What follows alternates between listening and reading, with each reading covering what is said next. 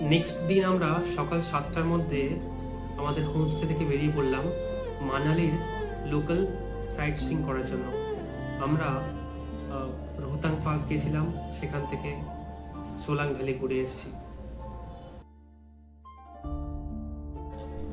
তো আমাদের প্রথম গন্তব্যস্থল হলো রোহতাং পাস। আমরা মানালি থেকে আস্তে আস্তে বেরিয়ে পুরনো রাস্তা ধরে রোহতাং পাস পৌঁছালাম। ফেরার পথে আমরা মানালিতে এলাম অটল টানেলের মধ্যে দিয়ে। তো অটল টানেল পার করে বিয়াস নদীর পাশ দিয়ে আমরা আবার মানালিতে প্রবেশ করলাম। আমাদের হোমস্টে উডস ভিলা কটেজ থেকে রোহতাং পাসের পথ নামার সময় একটি মনোমুগ্ধকর অভিজ্ঞতা হয়।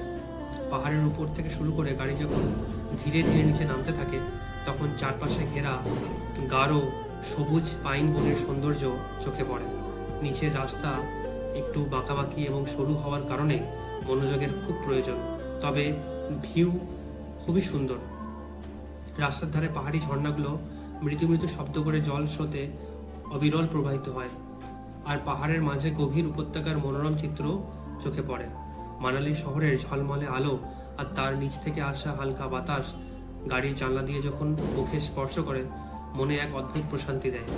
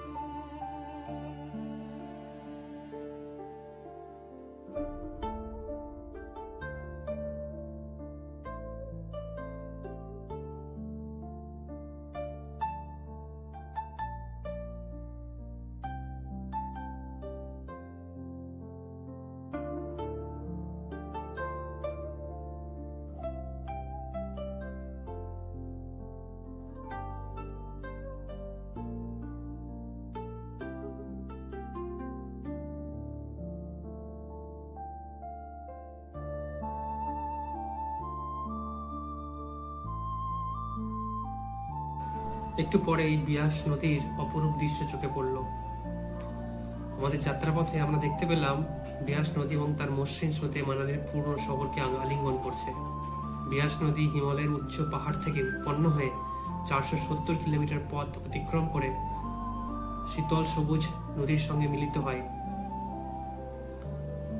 পুরনো মানালির সরু রাস্তা, ঐতিহ্যবাহী ঘরবাড়ি এবং বিয়াস নদীর তীরে বিস্তৃত সবুজ প্রকৃতি এক মনোমুগ্ধকর চিত্র তৈরি করে।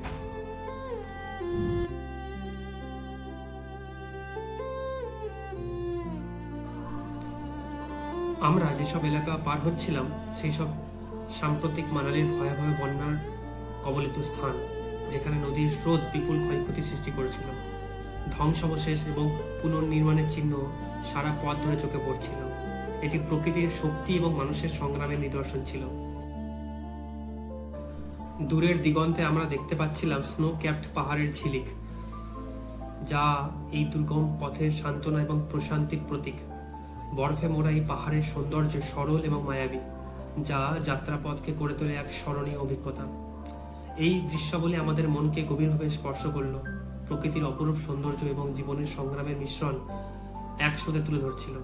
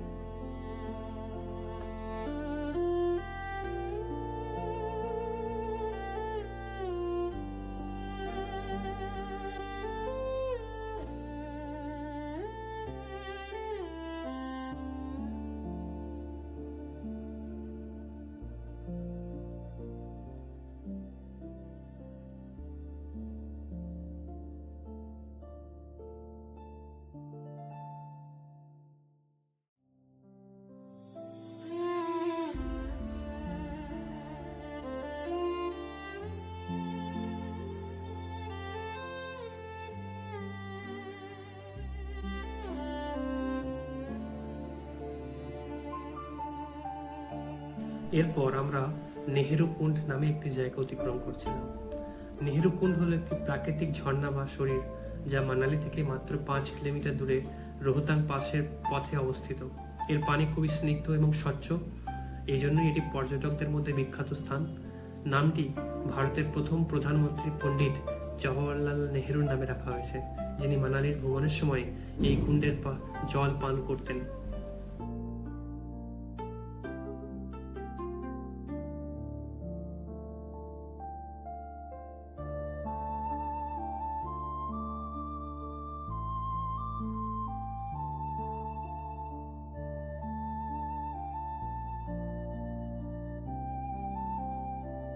এরপর আমরা আমাদের ব্রেকফাস্ট সেরে নিলাম এবং রেস্টুরেন্টের সামনে দিয়েই এক সুন্দর দৃশ্য দেখতে পাচ্ছিলাম, যেখানে অনেক উঁচু উঁচু পাহাড়, বড় বড় পাথর দিয়ে তৈরি, এবং যে পাহাড়গুলি সবুজ ঘাসে ভরা ছিল এবং তার সঙ্গে পাইন গাছ ছড়ানো ছেটানো ছিল। তো এই অপরূপ দৃশ্যের মধ্যেই এই রেস্টুরেন্টের মধ্যে আমরা খাবার খেলাম। এটা একটা অন্যরকম অভিজ্ঞতা ছিল।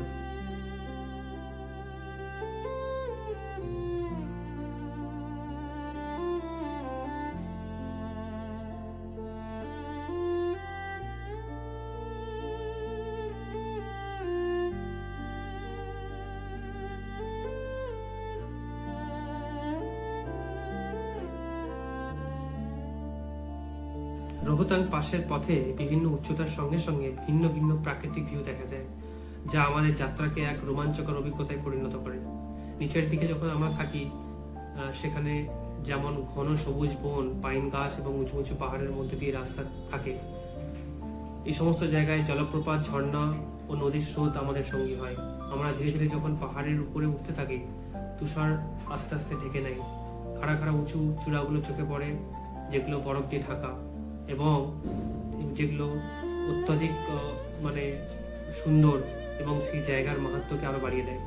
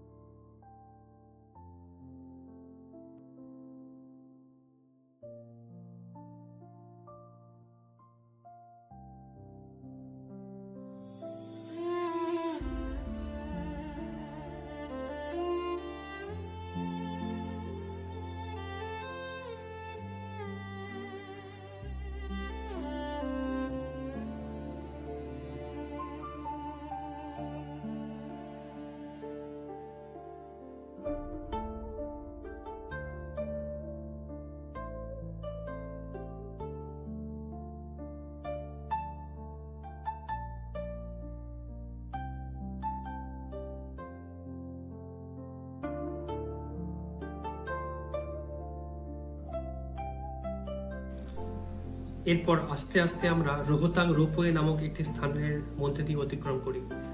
রোহতাং রোপওয়ে এটি অ্যাকচুয়ালি ভারতের সবচেয়ে সর্বোচ্চ উচ্চতার একটি রোপওয়ে, যা মানালি থেকে রোহতাং পাসের দিকে তৈরি হচ্ছে। এই রোপওয়ে নির্মাণের লক্ষ্য হলো যানজট কমানো, পর্যটকদের জন্য সাময়িক অসুবিধা দূর করা ও বছরব্যাপী রোহতাং পাসে প্রবেশাধিকার নিশ্চিত করা। এই রোপওয়ে প্রায় 8.1 কিলোমিটার দীর্ঘ হবে, যা 3টি ধাপে নির্মিত হবে। প্রথম ধাপে কোথি থেকে গুলাবা, তারপর গুলাবা থেকে মারহি এবং শেষ ধাপে মারহি থেকে রোহতাং পর্যন্ত বিস্তৃত হবে।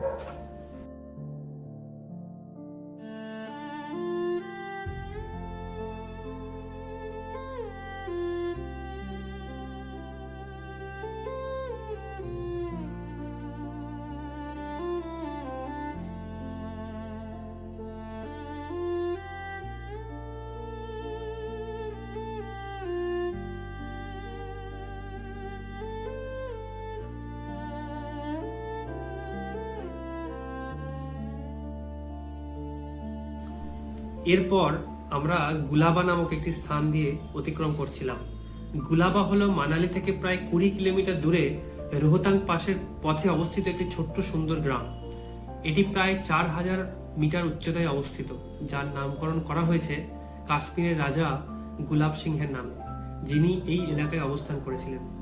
গুলাবা তার প্রাকৃতিক সৌন্দর্যের জন্য বিখ্যাত, যেখানে পাইন বন, সবুজ পাহাড় এবং ছোট ছোট ঘাসের মাঠ, নদীর স্রোত মিলে এক অপরূপ দৃশ্য তৈরি করে। শীতকালে এই স্থানটি বরফে ঢেকে যায় এবং এখানে হাইকিং এবং প্যারাগ্লাইডিং এর মতো অ্যাডভেঞ্চার স্পোর্টসের জন্য দর্শনার্থীদের কাছে জনপ্রিয় গন্তব্য।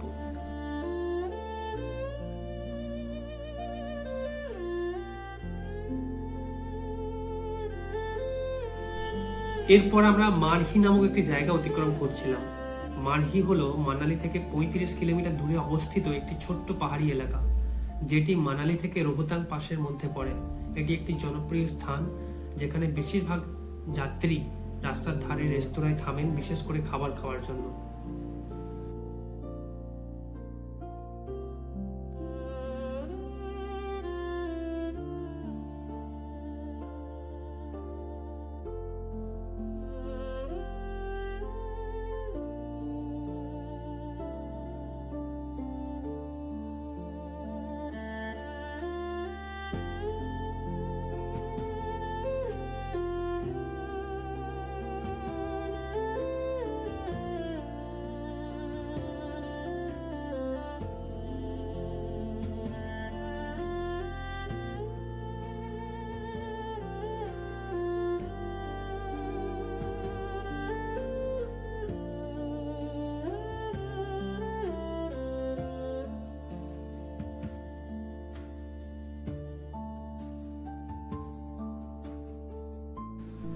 মারহির ভিউ পয়েন্ট থেকে চারপাশে বিস্তৃত সোলাং উপত্যকা, গাঢ় সবুজ বন ও পাহাড়ের মনোরম দৃশ্য দেখা যায়। শীতকালে এই স্থানটি পুরোপুরি বরফে আচ্ছাদিত থাকে। এটি বিশেষ করে পাহাড়ি খেলাধুলা এবং পর্যটকদের জন্য একটি আকর্ষণীয় স্থান।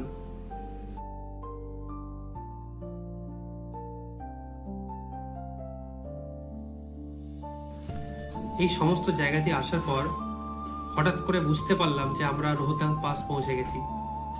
এটি একটি অপরূপ এবং প্রাকৃতিক সৌন্দর্যের প্রতীক। রোহতাং পাস হিমালয়ের পীর পাঞ্জাল পর্বতমালার একটি উচ্চ পাহাড়ি পথ, যার উচ্চতা প্রায় 3980 মিটার, অর্থাৎ 13,058 ফুট। এটি মানালি থেকে প্রায় 51 কিলোমিটার দূরে অবস্থিত এবং কুল্লু উপত্যকা এবং লাহোল স্পিতি উপত্যকাকে সংযুক্ত করে।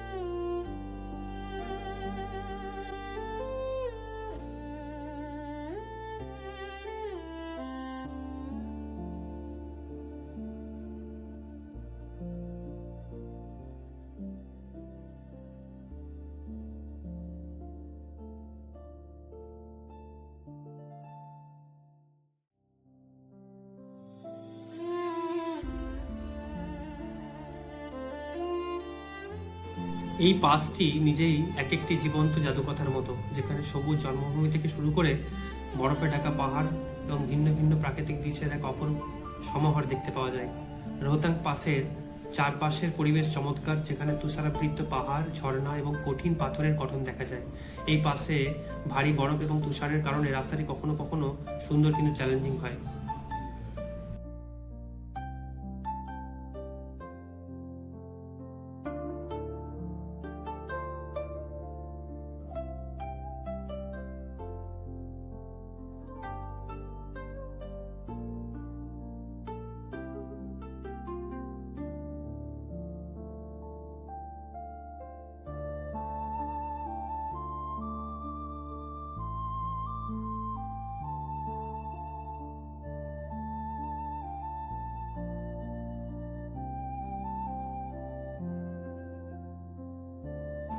রোহতাং পাস পর্যটকদের জন্য এক বিশেষ আকর্ষণ, যারা প্রকৃতির অপরূপ সৌন্দর্য এবং অ্যাডভেঞ্চারের সমন্বয় উপভোগ করতে চান।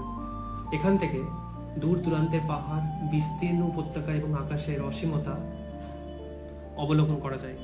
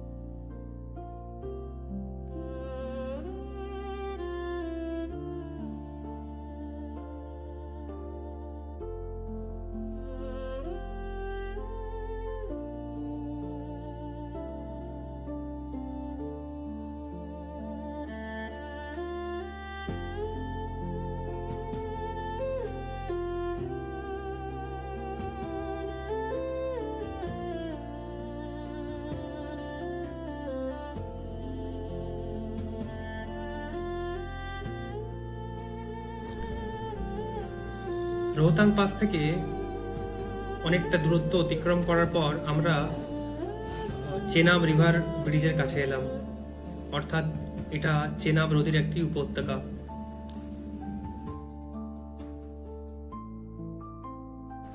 অতল টানেল হলো ভারতবর্ষের অন্যতম বৃহৎ এবং স্বদেশী প্রযুক্তির এক অপূর্ব নিদর্শন।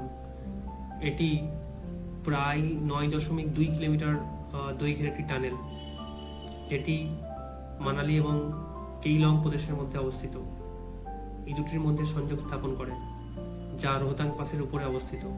প্রথমে এই টানেলটি স্বাভাবিক অক্ষাংশে 10,000 ফুট উঁচুতে নির্মিত হয়েছে এবং এর মাধ্যমে শীতকালীন জরুরি পরিস্থিতিতে সড়ক যোগাযোগ অব্যাহত রাখা সম্ভব হয়। এটি বিশ্বের সবচেয়ে দীর্ঘ সড়ক পথের টানেল, যা হীরের মতো জটিল পাহাড়ের মাঝে নির্মিত।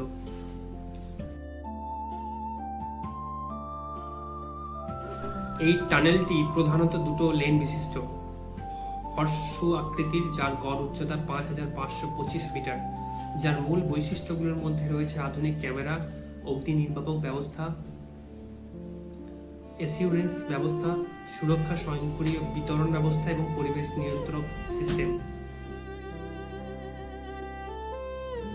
সোলাং ভ্যালি হলো হিমাচল প্রদেশের মানালির কাছে অবস্থিত একটি অত্যন্ত সুন্দর ও প্রাকৃতিক সৌন্দর্যমণ্ডিত উপত্যকা। এটি মূলত কুল্লু উপত্যকার উপরের অংশ, মানালি থেকে প্রায় 14 কিলোমিটার দূরে, যেখানে পাহাড়ের শীর্ষে তুষারাবৃত এবং সবুজ ঘাসের সমারোহ দৃশ্যমান।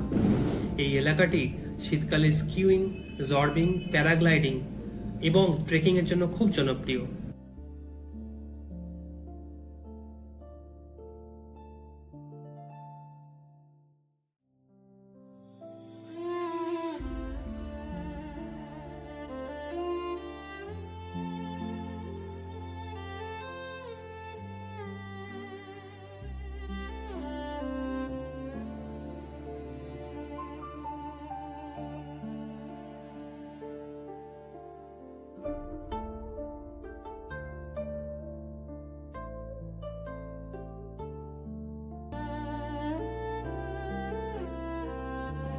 এরপর আমরা আমাদের হোমস্টেতে ফিরে এলাম এবং ডিনার করে নিলাম। ডিনারটি ছিল ইডলি, খুবই হালকা জাতীয় খাবার ছিল, যাতে পরবর্তী দিন আমরা খুব ভালোভাবে ঘুরতে পারি। তার জন্য আমরা ডিনার করে শুয়ে পড়লাম।